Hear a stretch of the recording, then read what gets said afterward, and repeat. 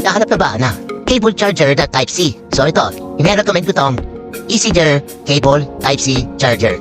So ayan, alam niyo naman kung gaano katibay, gaano ka-classic, gaano ka-original, ka-legit tong Easyger cable charger o itong tinatawag natin na brand na Easyger. So lahat ng item ng Easyger sobrang ganda, sobrang legit at higit sa lahat, kayang-kaya, abot kaya ng budget natin. Mga parts, ipapakita ko sa inyo, susubukan natin yan at iti-testing kung legit na ba talaga si Easyger cable charger Type-C. So yun mga parts, bago muna yung mga yun, like, share, comment, and subscribe, and then, tara, testing natin. Let's go! So yan, ito siya mga parts, yan, Easyger charger.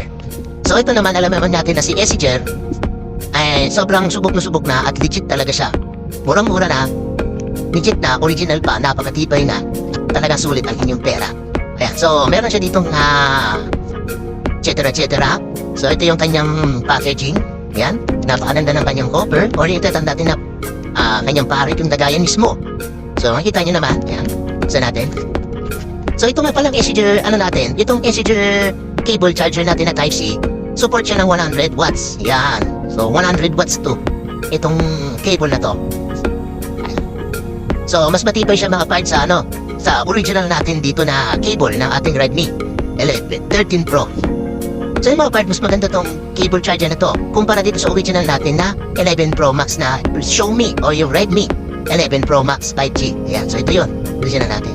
So makikita nyo sa dalawa, mas makapal to compare dito at the same time hindi basta-basta siya nasisira dahil sobrang kapal ng kanya extended na cover ng likod. Ayan, hindi niya basta-basta nababali, matigas siya. Unlike dito sa original natin, binalutan ko na siya ng tape kasi sa tagal ng isang taon, naging ganito na siya. Kaya sinubukan ko siyang coveran ng electrical tape, gawa nung may lamat na. Ganon na rin to, magkakaroon na rin yan. Ayun, meron na siyang sign.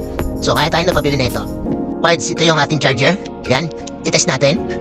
Ito yung 67 watts natin na Redmi charger. So ito yung original. So ipapakita ko sa inyo. Ayan, nakasaksak na siya. And then ito yung itsura niya, kasi ito yung original. Pag sinaksak natin, ayan, saksak natin. Ayan. Ayan. Quick charger and then MI Turbo. Ayan, so yan yung original natin na charger, MI Turbo. Ayan, so papalitan natin ng cord. Ayan, palutunin natin. Ito na.